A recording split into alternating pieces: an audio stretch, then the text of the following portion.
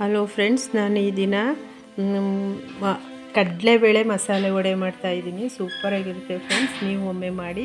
ಕಡಲೆಬೇಳೆನ 4 ಗಂಟೆಗಳು ನೆನೆಸಿ ಇಟ್ಟಿದ್ದೀನಿ. ಅದನ್ನು ಸೋರಿಸಿ ತೆಗೆದಿಟ್ಟಿದ್ದೀನಿ. ನಂತರ ಸಬ್ಸಿಗೆ ಸೊಪ್ಪನ್ನ ಚೆನ್ನಾಗಿ ಕ್ಲೀನ್ ಮಾಡಿ ತೊಳೆದು ಹಚ್ಚಿಟ್ಕೊಂಡಿದ್ದೀನಿ. ನಂತರ ಬೆಳ್ಳುಳ್ಳಿ, ಈರುಳ್ಳಿ, ಸಾಂಬಾರು ಸೊಪ್ಪು, ಹಸಿರು ಮೆಣಸಿನ್ಕಾಯಿ, ಶುಂಠಿ ಮತ್ತು ಕರಿಬೇವು ಸೊಪ್ಪು, ಅರಿಶಿನ, ಒಂದು ಚಿಟಿಕೆ, ಉಪ್ಪು, ಚಕ್ಕೆ, ಲವಂಗ ಇಷ್ಟು ಬೇಕು ಫ್ರೆಂಡ್ಸ್. ಮತ್ತು ಕರಿಯಲು ಎಣ್ಣೆ. ಆವಾಗ ತೋರಿಸ್ತೀನಿ. ಸೂಪರಾಗಿರುತ್ತೆ. ನೀವು ಒಮ್ಮೆ ಮಾಡಿ ಟೇಸ್ಟ್ ನೋಡಿ.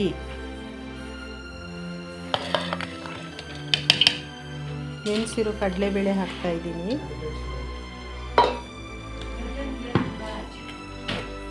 ಚಕ್ಕೆ, ಲವಂಗ,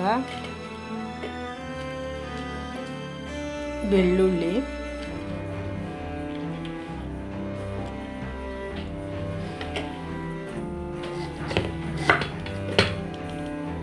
ಮತ್ತು ಶುಂಠಿ. ಇದಿಷ್ಟನ್ನು ಇವಾಗ ರುಬ್ತೀನಿ. ನೋಡಿ ಫ್ರೆಂಡ್ಸ್, ರುಬ್ಬಿದ ಮೇಲೆ ಈ ಥರ ಆಗಿದೆ. ಇದನ್ನು ನೀರು ಹಾಕ್ತೇನೆ ಈ ಥರ ರುಬ್ಕೋಬೇಕು. ತರಿಯಾಗಿ ಹಿಂಗಿರಬೇಕು. ಸಾಮಾನ್ಯ ಎಲ್ಲರಿಗೂ ಗೊತ್ತಿರುತ್ತೆ, ಆದರೂ ಸಹ ಹೇಳ್ತಾ ಇದ್ದೀನಿ. ಇದನ್ನು ಇವಾಗ ನಾನು ಪಾತ್ರೆಗೆ ಹಾಕ್ತಾ ಇದ್ದೀನಿ.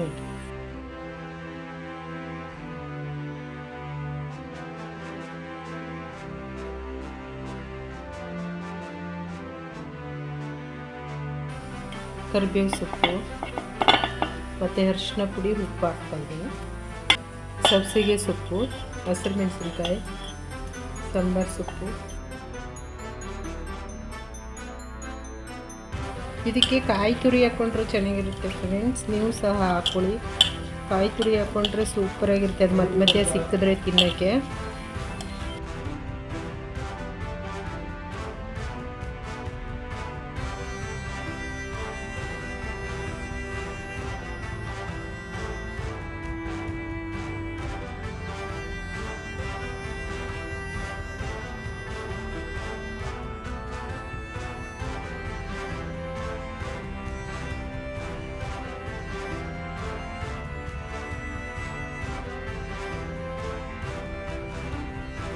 ನಾನು ಬಾಣಲೆ ಇಟ್ಟಿದ್ದೀನಿ, ಎಣ್ಣೆ ಹಾಕಿದ್ದೀನಿ.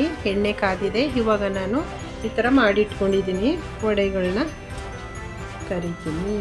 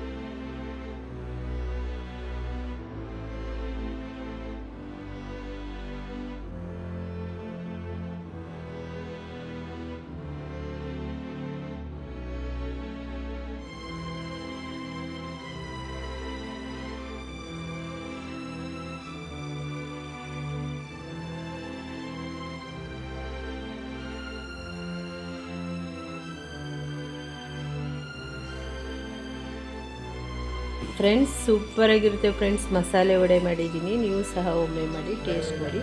ಹಾಗೆ ನಿಮ್ಮ ಮನೇಲಿ ಮಕ್ಕಳಿದ್ರೆ ಮಾಡಿಕೊಡಿ, ಇಷ್ಟಪಟ್ಟು ತಿಂತೇವೆ. ನನ್ನ ಚಿಕ್ಕ ಮಗಳಿಗೆ ತುಂಬ ಇಷ್ಟ, ಅದಕ್ಕೋಸ್ಕರ ಮಾಡಿದ್ದೀನಿ. ನಾನು ಗರ್ಮ ಅಂತ ತಿಂತಾನೆ. ನೀವು ಸಹ ಹಾಗೆ ಮಾಡಿ ಫ್ರೆಂಡ್ಸ್.